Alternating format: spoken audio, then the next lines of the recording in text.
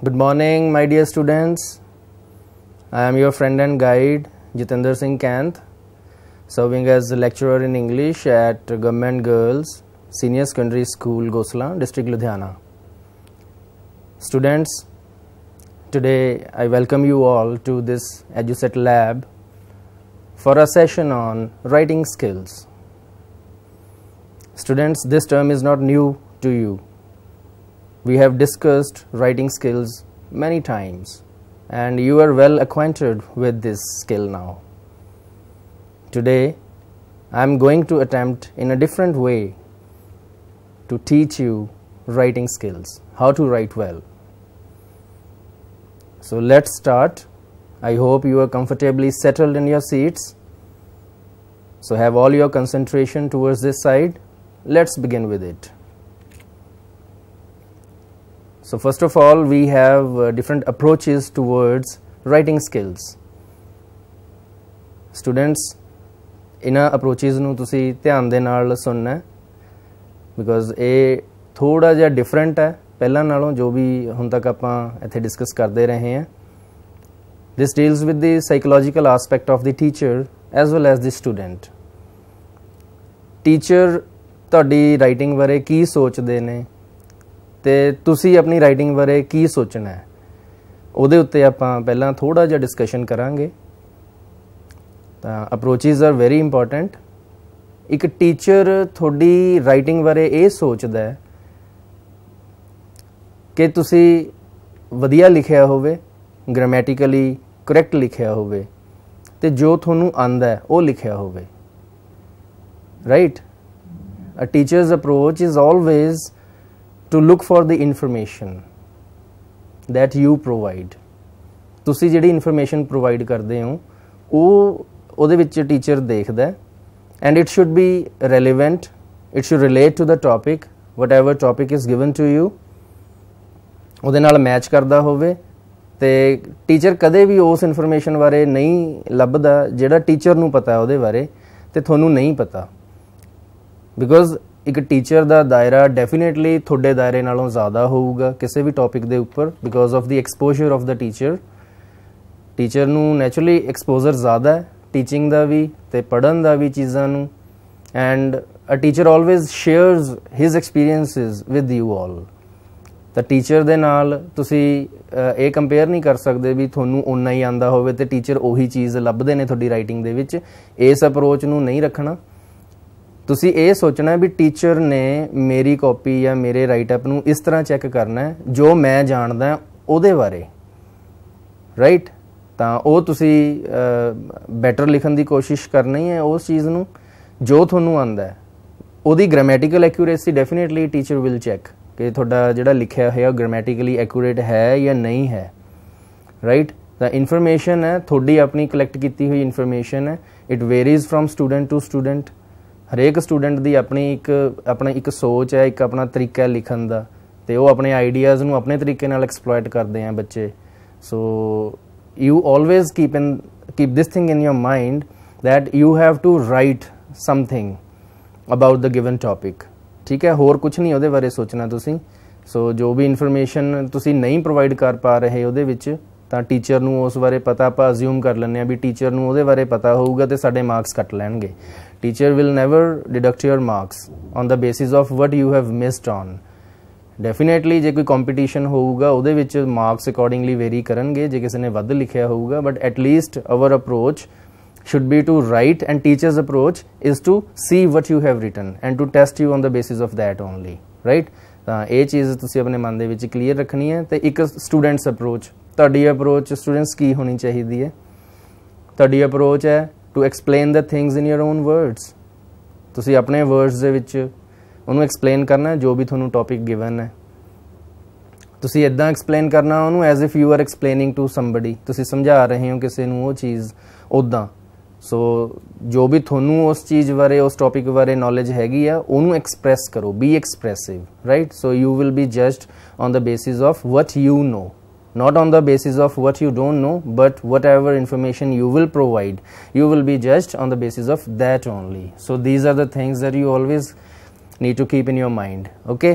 ਤਾਂ ਇਹ ਚੀਜ਼ ਆਈ ਹੋਪ ਤੁਹਾਨੂੰ ਕਲੀਅਰ ਹੋ ਗਈ ਸਟੂਡੈਂਟਸ. ਇਹ ਤੇ now let's see further what we have.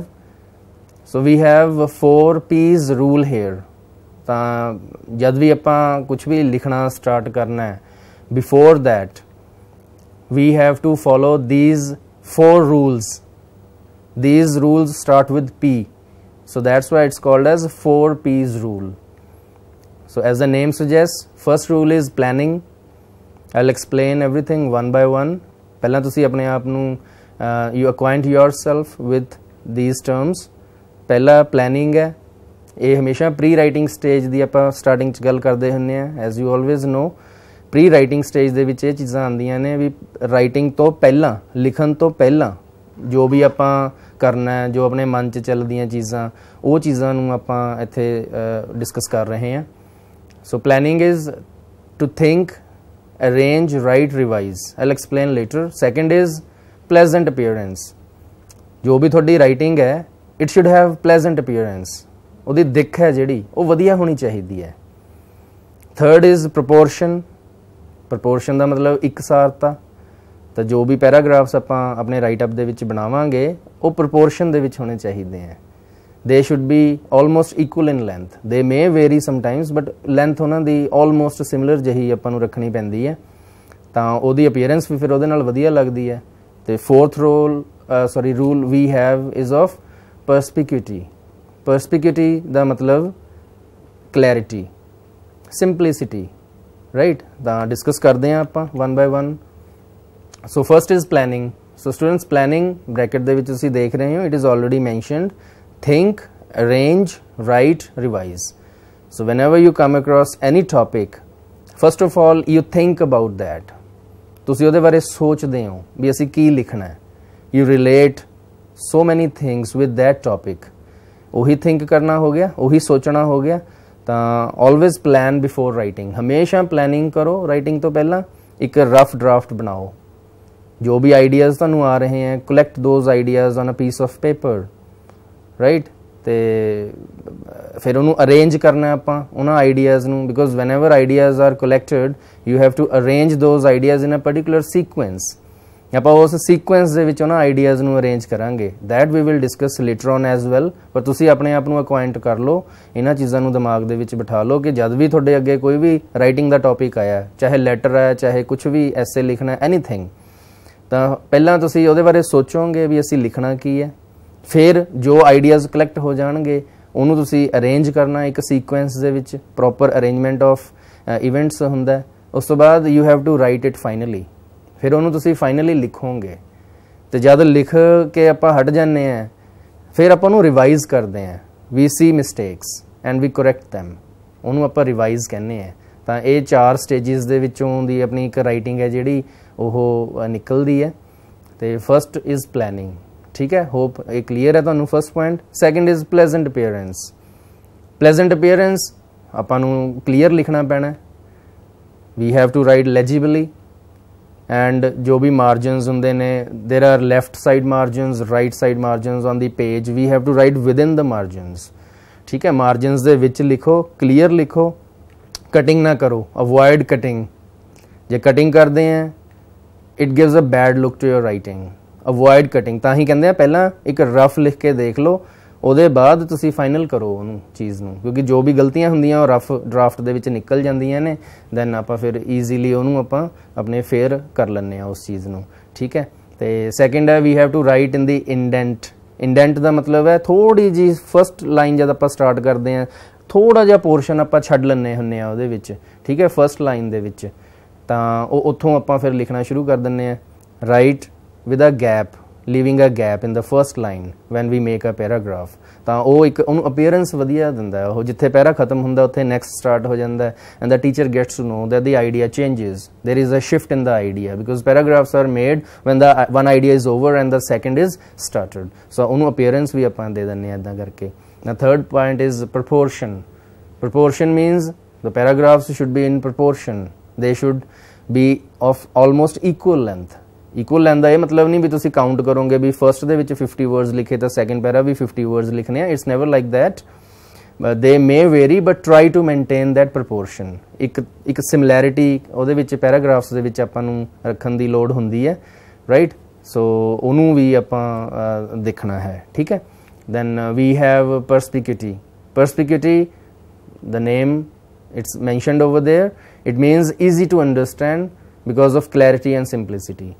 ਤਾਂ ਆਪਾਂ ਜਦ ਵੀ ਲਿਖਣਾ ਹੈ ਬੇਟਾ ਤਾਂ ਉਹ ਬਿਲਕੁਲ ਕਲੀਅਰ ਸਿੰਪਲ ਲੈਂਗੁਏਜ ਦੇ ਵਿੱਚ we have to write in simple language ठीक है। avoid jargon, ਆਪਾਂ ਕਨਫਿਊਜ਼ਨ ਨਹੀਂ ਕ੍ਰੀਏਟ ਕਰਨੀ, don't try to overdo the things. Idea should also not overlap. Just write very precisely, very simply. Language should be very clear, very simple. Don't try to do overly that ये भी लिख दिए वो भी लिख दिए ठीक है। So avoid that thing, that will lead to confusion. ਤਾਂ ਇਹ ਪੁਆਇੰਟ ਵੀ ਚੌਥਾ ਤੁਸੀਂ ਆਪਣੇ ਮਨ ਦੇ ਵਿੱਚ ਰੱਖਣਾ, perspicuity, right? So this is also very important. I hope these 4 points are clear to you now. Now let's see what we have further to discuss. Now further we have these steps to follow before beginning to write. ਤਾਂ ਆਪਾਂ ਕੁਝ steps ਦਿੱਤੇ ਹੋਏ ਨੇ ਉਹਨਾਂ ਨੂੰ ਆਪਾਂ follow ਕਰਾਂਗੇ ਤਾਂ ਕਿ ਆਪਣੀ ਰਾਈਟਿੰਗ ਹੈ ਜਿਹੜੀ ਉਹ ਇੰਪ੍ਰੈਸਿਵ ਹੋ ਜਾਵੇ, ਬਹੁਤ ਵਧੀਆ ਹੋ ਜਾਵੇ, ਰਾਈਟ। ਦੇ ਸਟੈਪਸ ਕਿਵੇਂ ਆਪਾਂ ਉਹਨਾਂ ਦੇ ਵਿੱਚੋਂ ਗੁਜ਼ਰਨਾ ਸਟੈਪਸ ਦੇ ਵਿੱਚੋਂ ਸਭ ਤੋਂ ਪਹਿਲਾਂ ਕਲੈਕਸ਼ਨ ਆਫ ਆਈਡੀਆਜ਼। ਤਾਂ first step is to collect ideas. ਇੱਦਾਂ ਨਹੀਂ whenever you are assigned a topic by the teacher you start writing ਤਾਂ ਉੱਦਾਂ ਆਪਾਂ ਲਿਖਣਾ ਨਹੀਂ ਸ਼ੁਰੂ ਕਰ ਦੇਣਾ। Maybe you are good at writing but still we have to think, organize, right? Whatever examples we want to give, we have to plan out. ਜਦ ਵੀ ਕੋਈ ਕਹਾਣੀਕਾਰ ਵੀ ਕੋਈ ਕਹਾਣੀ ਲਿਖਦਾ ਹੈ ਤਾਂ ਉਹ ਵੀ ਪਹਿਲਾਂ ਇੱਕ ਰਫ ਡਰਾਫਟ ਤਿਆਰ ਕਰਦਾ ਉਹਦਾ, ਕਿਉਂਕਿ ਬਾਅਦ ਵਿੱਚ ਉਹ 'ਚ ਵੀ ਬਹੁਤ ਚੇਂਜਿਸ ਹੁੰਦੀਆਂ ਨੇ, right? So keeping that thing in our mind, first of all we have to collect the ideas, we have to gather them on a piece of paper, right? ਫਿਰ ਉਹਨੂੰ ਆਪਾਂ ਫਾਈਨਲ ਕਰਾਂਗੇ ਬਾਅਦ ਵਿੱਚ। ਪਰ collection of ideas is also always a difficult task for many of the students. ਤਾਂ collection of ideas ਦੇ ਵਿੱਚ ਵੀ ਆਪਾਂ ਫਸ ਜਾਂਦੇ ਹਾਂ ਵੀ ਹੁਣ ਕੀ ਲਿਖੀਏ, ਤਾਂ ਉਹਦਾ ਵੀ ਇੱਕ ਆਪਣੇ ਕੋਲ ਤਰੀਕਾ ਹੈ। ਵੀ ਡਿਸਕਸਡ ਮੈਨੀ ਟਾਈਮਸ ਇਨ ਦ ਪਾਸਟ, ਅੱਜ ਵੀ ਆਪਾਂ ਡਿਸਕਸ ਕਰਾਂਗੇ ਉਹਦੇ ਬਾਰੇ। ਐਂਡ ਮੈਨੀ of you might B knowing that as well, ਤੁਸੀਂ ਪਹਿਲਾਂ ਵੀ ਲੈਕਚਰ ਸੁਣੇ ਨੇ, ਉਹਦੇ ਵਿੱਚ ਵੀ ਪਤਾ ਹੈ ਤੁਹਾਨੂੰ ਹੁਣ ਪ੍ਰੋਸੀਜਰ ਦਾ ਵੀ ਆਪਾਂ ਆਈਡੀਆਜ਼ ਨੂੰ ਕਿਸ ਤਰ੍ਹਾਂ ਕਲੈਕਟ ਕਰਨਾ ਕਲਾਸ ਦੇ ਵਿੱਚ। That we will discuss. Then ਉਹ ਲਿਖਿਆ ਵੀ ਹੋਇਆ ਡਿਸਕਸ ਵਿਦ ਪੀਅਰਸ, ਤਾਂ ਆਪਣੇ ਜਿਹੜੇ ਪੀਅਰਸ ਹੈ ਉਹਨਾਂ ਨਾਲ ਡਿਸਕਸ਼ਨ ਵੀ ਕਰਨੀ ਆ ਆਪਾਂ। Whenever any topic is assigned ਤਾਂ we have to discuss with our friends also. Friends ਨਾਲ ਡਿਸਕਸ ਕਰਾਂਗੇ, ਨਵੀਆਂ ਚੀਜ਼ਾਂ ਪਤਾ ਲੱਗਣਗੀਆਂ ਵੀ ਉਹਨਾਂ ਦੇ ਦਿਮਾਗ 'ਚ ਉਸ ਆਈਡੀਆ ਬਾਰੇ ਕੀ ਚੱਲਦਾ, ਉਹਨਾਂ ਦੇ ਦਿਮਾਗ 'ਚ ਕੀ ਚੱਲਦਾ ਟੋਪਿਕ ਬਾਰੇ। So many ideas we can collect by this method. Right grammatically correct, ਤਾਂ ਇਹ ਇੰਪੋਰਟੈਂਟ ਹੈ। We have to write grammatically correct sentences, this is very important. ਜੇ ਆਪਣੇ ਸੈਂਟੈਂਸ ਸਟਰਕਚਰਸ ਗਲਤ ਹੋਣਗੀਆਂ, ਜੇ ਆਪਣੀ ਗ੍ਰਾਮਰ ਗਲਤ ਹੈ, ਆਪਾਂ ਟੈਂਸ ਦਾ ਯੂਸੇਜ ਗਲਤ ਕਰ ਰਹੇ ਹਾਂ ਉਹਦੇ ਵਿੱਚ, ਤਾਂ ਦੈਟ ਇਜ਼ ਲਿਟਲ ਪ੍ਰੋਬਲਮੈਟਿਕ। ਤਾਂ ਉਹ ਪ੍ਰੋਬਲਮ ਹੈ, ਉਹਨੂੰ ਆਪਾਂ ਸੌਰਟ ਆਊਟ ਕਰਨਾ ਹੈ, ਇੰਪਰੂਵ ਔਨ ਯੋਰ ਗ੍ਰਾਮਰ, ਠੀਕ ਹੈ। ਤਾਂ ਆਈਡੀਆਜ਼ ਨੂੰ ਕਲੈਕਟ ਕਰਨਾ, ਜੋੜਨਾ, ਤਾਂ ਗ੍ਰਾਮਰ ਦੀ ਲੋੜ ਉਹਦੇ ਵਿੱਚ ਪੈਣੀ ਹੈ। ਇਸ ਕਰਕੇ we have to work on our grammar as well. ਅਤੇ ਸਿੰਪਲ ਸੈਂਟੈਂਸਿਸ ਲਿਖਾਂਗੇ ਤਾਂ ਚਾਂਸਿਸ ਹੋਣਗੇ ਗਲਤੀਆਂ ਦੇ ਘੱਟ। ਤਾਂ ਰਾਈਟ ਸਿੰਪਲ ਸੈਂਟੈਂਸਿਸ, ਠੀਕ ਹੈ। ਤਾਂ ਕੁਛ ਅੱਗੇ ਸਟ੍ਰੈਟਜੀਜ਼ ਦੀ ਗੱਲ ਕੀਤੀ ਹੋਈ ਹੈ, ਹਾਈਲਾਈਟ ਵੀ ਕੀਤਾ ਹੋਇਆ ਇਹ ਵਰਡ। ਤਾਂ ਆਪਾਂ ਹੁਣ ਸਟ੍ਰੈਟਜੀਜ਼ ਦੇਖਣੀਆਂ ਨੇ ਵੀ ਕਿਹੜੀਆਂ ਸਟ੍ਰੈਟਜੀਜ਼ ਆਪਣੇ ਕੰਮ ਆ ਸਕਦੀਆਂ ਨੇ ਟੂ ਰਾਈਟ ਵੈਲ, ਠੀਕ ਹੈ। Let's see those strategies here. These are the strategies. This seems very interesting to me. ਤਾਂ ਇਹ ਤੁਸੀਂ ਨੋਟ ਕਰ ਲਓ ਬੇਟਾ ਆਪਣੀ ਕਾਪੀਜ਼ ਦੇ ਵਿੱਚ, ਸਟ੍ਰੈਟਜੀਜ਼ ਜਿਹੜੀਆਂ ਦਿੱਤੀਆਂ ਹੋਈਆਂ ਨੇ। ਸੋ ਜਦ ਆਪਾਂ ਲਿਖਣ ਤੋਂ ਪਹਿਲਾਂ ਆਪਾਂ ਕੁਛ ਸਟ੍ਰੈਟਜੀਜ਼ ਬਣਾਉਣੀਆਂ ਨੇ। ਉਹ ਸਟ੍ਰੈਟਜੀਜ਼ ਦੇ ਵਿੱਚ ਪਹਿਲੀ ਸਟ੍ਰੈਟਜੀ ਹੈ ਜਿਹੜੀ ਦੈਟ ਇਜ਼ ਬ੍ਰੇਨ ਸਟੋਰਮਿੰਗ। ਤਾਂ ਉਹ ਸਟ੍ਰੈਟਜੀ ਹੈ brainstorming. Note down this word brainstorming, I will explain them later. ਤਾਂ ਇਹ ਬ੍ਰੇਨ ਸਟੋਰਮਿੰਗ ਹੋਊਗੀ। Second is sharing is caring. It sounds very interesting as well. Sharing is caring, ਇਹ ਵੀ explain ਕਰੂੰਗਾ ਮੈਂ ਤੁਹਾਨੂੰ ਥੋੜ੍ਹੇ ਸਮੇਂ ਦੇ ਵਿੱਚ ਵੀ ਸ਼ੇਅਰਿੰਗ ਇਜ਼ ਕੇਅਰਿੰਗ ਕੀ ਚੀਜ਼ ਹੁੰਦੀ ਹੈ। Then collaborative writing, this was the first point, this is second point now, and third is collaborative writing। ਤਾਂ ਇਹ collaborative writing ਹੈ। collaborate ਦਾ ਮਤਲਬ ਕੀ ਹੁੰਦਾ, ਇਕੱਠੇ ਹੋ ਕੇ ਲਿਖਣਾ, collaborate ਕਰਨਾ ਇੱਕ ਦੂਜੇ ਦੇ ਨਾਲ। the fourth is sentence starters। this is the fourth point, sentence starters। I'll give you certain sentence starters because sometimes students when they start writing they are stuck up, then they seek teachers help to begin their writing ਕਿ sir ਦੱਸ ਦਿਓ, ma'am ਦੱਸ ਦਿਓ ਅਸੀਂ ਅੱਗੇ ਕੀ ਲਿਖੀਏ ਜੀ, starting ਦੱਸ ਦਿਓ ਇੱਕ ਵਾਰੀ, ਬਾਕੀ ਅਸੀਂ ਸਾਂਭ ਲਾਂਗੇ। Generally it happens. ਤਾਂ ਇੱਥੇ ਹੁਣ ਤੁਹਾਨੂੰ ਸੈਂਟੈਂਸ ਸਟਾਰਟਰਸ ਵੀ ਦੇ ਦੇਣੇ ਨੇ ਲਿਖਣ ਵਾਸਤੇ। and they will definitely help you to write by yourself. Then this is also very interesting and important, fifth point, that is graphic view. ਕਿਸੇ ਵੀ ਚੀਜ਼ ਦਾ ਆਪਾਂ ਗ੍ਰਾਫ ਬਣਾਵਾਂਗੇ, ਆਈਡੀਆਜ਼ ਦਾ ਗ੍ਰਾਫ ਬਣਾਵਾਂਗੇ ਤਾਂ ਉਹ ਆਪਣੀ ਹੈਲਪ ਕਰੂਗਾ। ਉਹ ਗ੍ਰਾਫ ਹੈ ਜਿਹੜਾ ਆਈਡੀਆਜ਼ ਨੂੰ ਅੱਗੇ ਐਕਸਪਲੋਇਟ ਕਰਨ ਦੇ ਵਿੱਚ, ਹੋਰ ਐਕਸਪਲੇਨ ਕਰਾਂਗੇ ਉਹਨੂੰ ਆਪਾਂ ਵਧੀਆ ਤਰੀਕੇ ਦੇ ਨਾਲ, ਠੀਕ ਹੈ। Then we have organising tools, ਜਿਹੜੀ ਮੈਂ ਗੱਲ ਕਰ ਰਿਹਾ ਸੀ ਤੁਹਾਡੇ ਨਾਲ ਆਰਗੇਨਾਈਜ਼ਿੰਗ ਟੂਲਸ ਦੀ, ਤਾਂ ਉਹਨੂੰ ਆਈਡੀਆਜ਼ ਨੂੰ ਆਪਾਂ ਆਰਗੇਨਾਈਜ਼ ਵੀ ਕਰਨਾ। ਇੱਦਾਂ ਨਹੀਂ ਵੀ ਆਈਡੀਆਜ਼ ਇਕੱਠੇ ਹੋ ਗਏ ਤੇ ਜਿਵੇਂ ਮਰਜ਼ੀ ਲਿਖੀ ਜਾਓ, it's never like the case. When the ideas are collected then we have to arrange them. ਤਾਂ ਇਹ ਆਰਗੇਨਾਈਜ਼ਿੰਗ ਟੂਲਸ हैं ਜਿਹੜੇ it will tell you how to arrange the idea in a proper sequence. Sequence ਦੇ ਵਿੱਚ ਆਪਾਂ ਕਿਵੇਂ ਲਿਖਾਂਗੇ, right. ਇਹ ਚੀਜ਼ ਤੁਹਾਨੂੰ ਕਲੀਅਰ ਹੋਊਗੀ ਹੁਣ students. So first point that we discussed in the strategies was brainstorming. So here it is. So brainstorming is the part of pre-writing stage. ਆਪਾਂ ਹਲੇ ਤਾਂ ਰਾਈਟਿੰਗ ਸ਼ੁਰੂ ਵੀ ਨਹੀਂ ਕੀਤੀ, we are right now at the pre-writing stage. ਆਪਾਂ ideas collect ਕਰਨੇ ਨੇ ਤਾਂ ਪਹਿਲਾਂ ਕੀ ਹੈ, brainstorming ਦਾ ਮਤਲਬ ਹੈ when you put pressure on your brain, when you think about something with concentration about any incident or event on whatever topic you are to write, whatever is assigned to you for writing, you have to always brainstorm about that topic. ठीक है, कई बार लगता ਹੁੰਦਾ ਸਾਨੂੰ ਆਂਦਾ, but when we start writing we are stuck up, ਆਪਾਂ ਭੁੱਲ ਜਾਂਦੇ ਆ ਵਿੱਚ ਵੀ ਹੁਣ ਕੀ ਲਿਖੀਏ, ਤਾਂ ਉੱਥੇ ਸਾਡੀ ਰਾਈਟਿੰਗ ਵਿਗੜ ਜਾਂਦੀ ਹੈ ਕਈ ਵਾਰ। ਤਾਂ ਇਸ ਕਰਕੇ ਪਲਾਨ ਕਰਨਾ ਪਹਿਲਾਂ ਹੀ ਜੋ ਵੀ ਐਗਜ਼ਾਮਪਲਸ ਦੇਣੀਆਂ ਨੇ, ਜੋ ਵੀ ਆਈਡੀਆਜ਼ ਉਹਦੇ ਨਾਲ ਰਿਲੇਟ ਕਰਨੇ ਨੇ। So we have to first of all make rough notes of that thing. ਉਹ ਕਿਵੇਂ ਕਰਾਂਗੇ ਅਸੀਂ, to put pressure on the brain, to think in the mind ਦੇ ਵਿੱਚ ਪਹਿਲਾਂ ਉਹ ਚੀਜ਼ ਦੇ ਉੱਤੇ ਵਰਕਆਊਟ ਕਰਨਾ ਆਪਾਂ, ਠੀਕ ਹੈ। So that is called as brainstorming, right. Next is sharing is caring. So this is interesting, I told you we'll discuss it. Now is the time to discuss this sharing is caring. So naam to hi pata lagda hai, sharing is caring. When we were child, we were taught by our parents to share the things with our family members, isn't it? Whether it is food or clothes or shoes or anything, our siblings, they would always use our things and we tend to share with them as well. ਆਪਾਂ ਵੀ share ਕੀਤੀਆਂ ਹੋਣਗੀਆਂ ਉਹਨਾਂ ਦੀਆਂ ਚੀਜ਼ਾਂ ਉਰੇ ਹੁਣ, ਪਰ ਆਪਣਾ ਮਤਲਬ ਆਪਣੇ ਸਿਬਲਿੰਗਸ ਨਾਲ ਹੀ ਨਹੀਂ, ਆਪਣੇ ਜਿਹੜੇ ਫਰੈਂਡਸ ਹੈ ਉਹਨਾਂ ਨਾਲ ਵੀ ਸ਼ੇਅਰ ਕਰਨਾ ਹੈ। I am not talking about sharing your lunch, that definitely you will be doing. I am talking about sharing of the ideas. The sharing of the ideas is very important. Classroom ਦੇ ਵਿੱਚ ਆਪਾਂ ਜੇ ideas, ਮੇਰੇ ideas ਮੈਂ ਆਪਣੇ friend ਨਾਲ, ਗਰੁੱਪਮੇਟਸ ਨਾਲ share ਕਰੂੰਗਾ, ਉਹ ਮੇਰੇ ਨਾਲ ਆਪਣੇ ਆਈਡੀਆਜ਼ ਸ਼ੇਅਰ ਕਰਨਗੇ ਵੀ ਉਹ ਟੌਪਿਕ 'ਤੇ ਆਹ ਲਿਖ ਸਕਦੇ ਹਾਂ ਜੀ, ਆਹ ਲਿਖ ਸਕਦੇ ਹਾਂ, ਇਹ ਉਹ ਜੋ ਵੀ ਉਹਨਾਂ ਦੇ ਮਨ ਦੇ ਵਿੱਚ ਹੋਊਗਾ, that we can share with our friends. ਉਹਦੇ ਨਾਲ ਕੀ ਬੈਨੀਫਿਟ ਹੋਊਗਾ ਆਪਾਂ ਨੂੰ, ਸੋਚੋ ਜ਼ਰਾ। ਜਦ ਆਪਾਂ ਆਈਡੀਆਜ਼ ਸ਼ੇਅਰ ਕਰ ਰਹੇ ਹਾਂ ਇੱਕ ਦੂਜੇ ਦੇ ਨਾਲ, ਟੌਪਿਕ ਤਾਂ ਅਸਾਈਨ ਕਰਤਾ ਟੀਚਰ ਨੇ, ਬਟ ਹੁਣ ਅਸੀਂ ਆਈਡੀਆਜ਼ ਹੈ ਜਿਹੜੇ ਆਪਣੇ ਉਹ ਡਿਸਕਸ ਕਰ ਰਹੇ ਹਾਂ, ਕਿਉਂਕਿ ਆਪਾਂ ਗਰੁੱਪਸ ਦੇ ਵਿੱਚ ਬੈਠਾਂਗੇ। ਗਰੁੱਪਸ ਦੇ ਵਿੱਚ ਬੈਠ ਕੇ ਆਪਾਂ ਕੀ ਕਰਾਂਗੇ, ਲੁੱਕ ਐਟ ਦ ਪਿਕਚਰ, ਜਿਹੜੀ ਪਿਕਚਰ ਤੁਹਾਡੇ ਟੀਵੀ ਦੇ ਉੱਪਰ ਇਸ ਟਾਈਮ ਤੁਹਾਨੂੰ ਦਿਖ ਰਹੀ ਹੈ, ਉਹਦੇ ਵਿੱਚ ਉਹ ਡਿਸਕਸ ਕਰ ਰਹੇ ਨੇ, ਸਾਰੇ ਬੈਠ ਕੇ ਡਿਸਕਸ ਕਰ ਰਹੇ ਨੇ। ਇਟ ਮੀਨਸ ਆਪਣੇ ਆਈਡੀਆਜ਼ ਇੱਕ ਦੂਜੇ ਨਾਲ ਸ਼ੇਅਰ ਕਰ ਰਹੇ ਨੇ। ਤਾਂ what comes out of it, a lot of ideas. ਹੁਣ ਪਹਿਲਾਂ ਸਾਡੇ ਕੋਲ 1 2 4 ਆਈਡੀਆਜ਼ ਸੀਗੇ, ਹੁਣ ਜਿੰਨੇ ਬੰਦੇ ਬੈਠੇ ਆ ਹਰੇਕ ਨੇ 1 1 2 2 ਆਈਡੀਆਜ਼ ਦੇਤੇ। We have plenty of ideas to write on now. ਤਾਂ ਹੁਣ ਜਿਹੜਾ ਵੀ ਟੌਪਿਕ ਸਾਨੂੰ ਮਿਲੂਗਾ, it is very easy to write because we have lot of ideas, we have collected lot of ideas and there is no scope of cheating left now. ਹੁਣ ਕੋਈ ਕਿਸੇ ਦੀ copy 'ਚ ਵੀ ਨਹੀਂ ਦੇਖੂਗਾ, ਕਿਉਂਕਿ ਸਭ ਨੇ ਤਾਂ ਸ਼ੇਅਰ ਕਰਕੇ ਹੀ ਕਲੈਕਸ਼ਨ ਕੀਤੀ ਹੈ ਸਾਰੀ ਇਨਫੋਰਮੇਸ਼ਨ ਦੀ। ਤਾਂ ਚੀਟਿੰਗ ਵੀ ਖਤਮ ਹੋ ਜਾਊਗੀ ਇਸ ਤਰੀਕੇ, ਕਿਉਂਕਿ ਹਲੇ ਰਾਈਟਿੰਗ ਤਾਂ ਸਟਾਰਟ ਨਹੀਂ ਹੋਈ। We haven't begun with the writing yet, we are in the pre writing stage. ਹਲੇ ਤਾਂ ਆਪਾਂ ਰਾਈਟਿੰਗ ਕਰਨੀ ਹੈ, ਉਹਦੇ ਬਾਰੇ ਸੋਚ ਰਹੇ ਹਾਂ, ਵਿਚਾਰ ਕਰ ਰਹੇ ਹਾਂ। We are giving our thoughts which are right now very valuable. ਜਦ ਆਪਾਂ ਸਾਰੇ ਇੱਕ ਦੂਜੇ ਨਾਲ ਡਿਸਕਸ ਕਰਦੇ ਹਾਂ, the thoughts, the ideas that we generate, they are very valuable. ਠੀਕ ਹੈ, ਤਾਂ sharing is caring. Keep this thing in your mind. ਤਾਂ ਇਹ ਮੈਥਡ ਦੇ ਨਾਲ ਆਈਡੀਆਜ਼ ਕਲੈਕਟ ਕਰਨੇ ਨੇ ਆਪਾਂ, ਠੀਕ ਹੈ। ਚਲੋ ਨੈਕਸਟ ਇਜ਼ ਕੋਲੈਬੋਰੇਟਿਵ ਰਾਈਟਿੰਗ।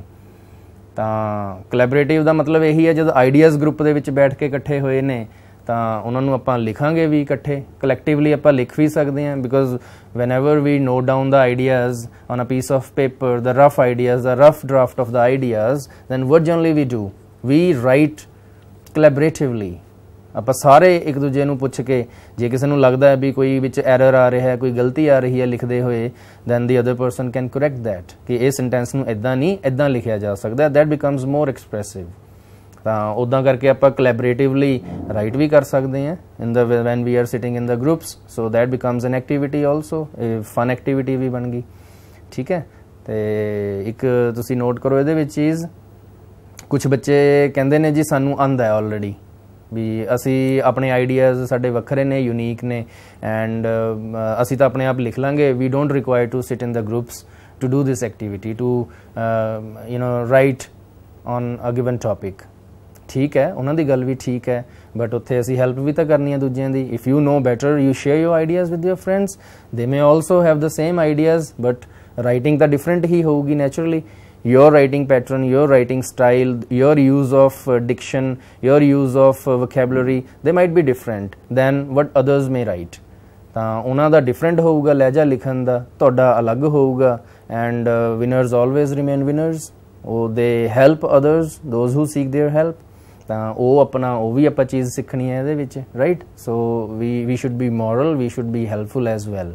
ਠੀਕ ਹੈ, ਤਾਂ ਉਹ ਆਪਾਂ ਐਵੇਂ collaboratively we can develop good paragraphs.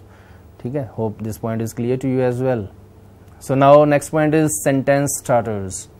So we have some sentence starters as earlier we discussed. Sometimes students they are stuck up in the beginning itself because they seek help of their teacher to give a starting line and then they would finish it off.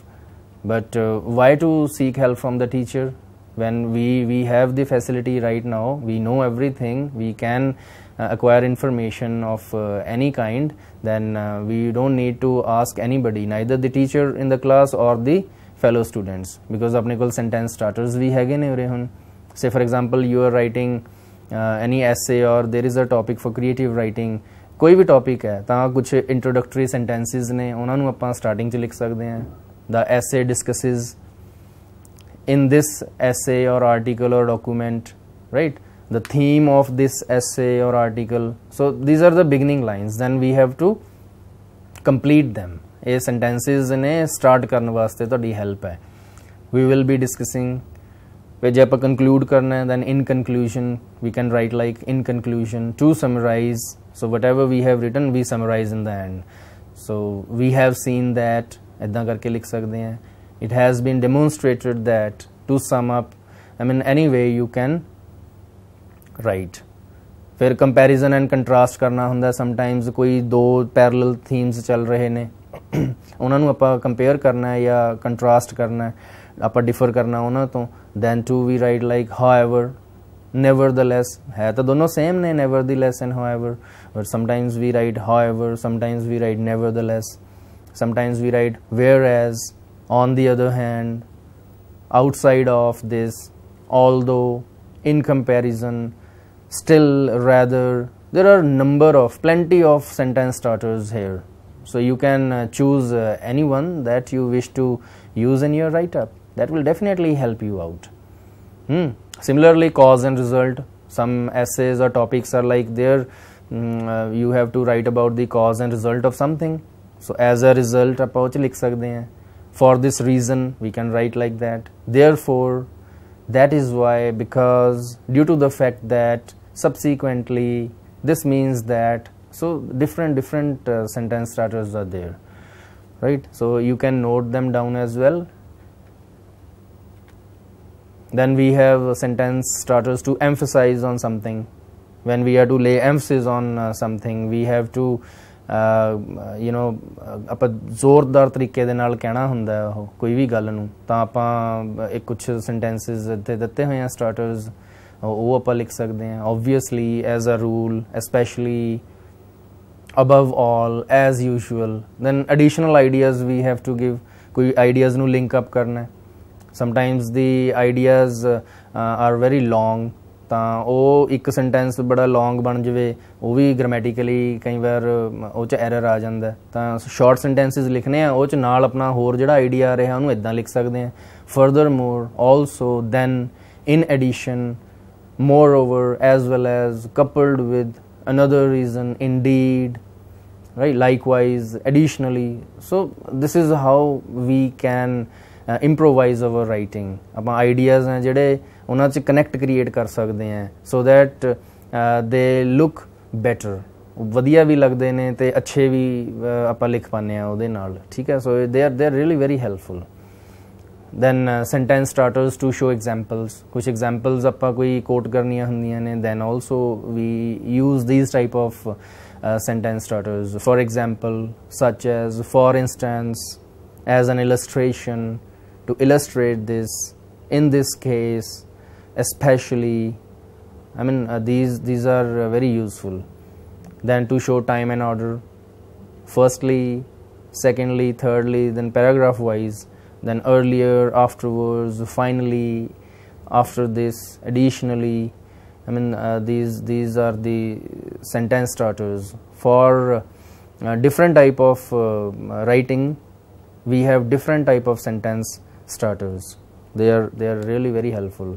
Now we will talk about formal letters, sentence starters for the formal letters, because formal letter is the part of your syllabus as well.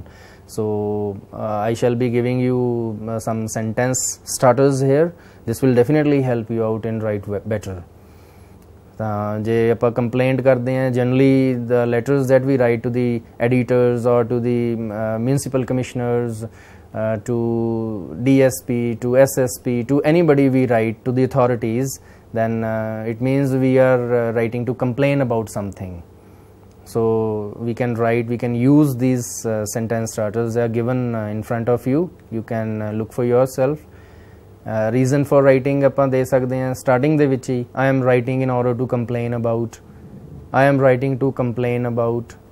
Then when we introduce the complaint, whatever complaint we have to make, then we write firstly, because first thing, whatever problem you are facing or you are suffering from, you will write that. So firstly you will write about that problem. In the first place, this also can be used in the beginning. First of all, that I would like to write about this thing. First of all, you can start like that. My first complaint is, this can be given. The first thing I would like to draw your attention to is, so ਇੱਦਾਂ ਵੀ ਲਿਖ ਸਕਦੇ ਹਾਂ. My first concern is, ਕਿਉਂਕਿ ਕੋਈ ਵੀ complain ਹੈ ਜਿਹੜੀ ਉਹ ਸਾਡੀ ਇੱਕ ਕੰਸਰਨ ਹੈ ਸਾਡਾ, ਤਾਂ ਉਹ ਆਪਾਂ ਇੱਦਾਂ ਕਰਕੇ ਵੀ ਲਿਖ ਸਕਦੇ ਹਾਂ. My first concern is. ਫਿਰ introducing further complaints. Secondly, in the second place, not only, in addition, ਇੱਦਾਂ ਕਰਕੇ ਫਿਰ demanding action, ਠੀਕ ਹੈ, ending this letter. So ਇਹ ਚੀਜ਼ਾਂ ਨੇ, you can take a look at this. Now there is graphic view. Graphic view ਵੀ ਆਪਣੇ ਕੋਲ given ਹੈ. ਇਹ ਤੁਸੀਂ ਕੋਈ ਵੀ ਤੁਸੀਂ ਕੋਈ ਚੀਜ਼ ਲਿਖਣੀ ਹੈ, ਕੋਈ ਵੀ ਟੌਪਿਕ ਤੁਸੀਂ ਡਿਵੈਲਪ ਕਰਨਾ ਹੈ, ਤਾਂ ਤੁਸੀਂ ਗ੍ਰਾਫਿਕ ਵਿਊ ਉਹਦੇ ਉੱਤੇ ਲਗਾਓ.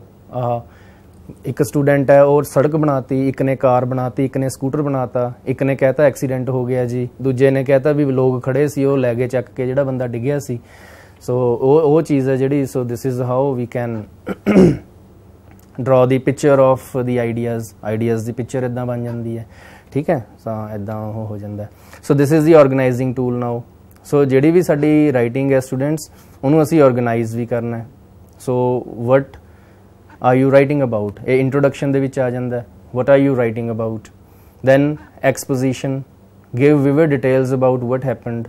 ਤਾਂ ਜਿਹੜੀ ਵੀ ਚੀਜ਼ ਵਾਪਰੀ ਹੈ ਉਹਦੀ ਆਪਾਂ ਸੈਕਿੰਡ ਪੈਰਾ ਦੇ ਵਿੱਚ ਆਪਾਂ ਉਹਦੀ ਡਿਟੇਲ ਦੇਣੀ ਹੁੰਦੀ ਹੈ, ਠੀਕ ਹੈ. Then come this conclusion, what happened in the end. End ਦੇ ਵਿੱਚ ਕੀ ਹੋਇਆ. If government or authorities are involved in the action to be taken, then what should be done by the government. ਉਹਨੂੰ ਆਪਾਂ ਉੱਦਾਂ ਲਿਖ ਦਿੰਦੇ ਹਾਂ, ठीक है. So you note down this organizing tool as well. बड़ा helpful है. This is really very helpful to organize and arrange the sequence of events.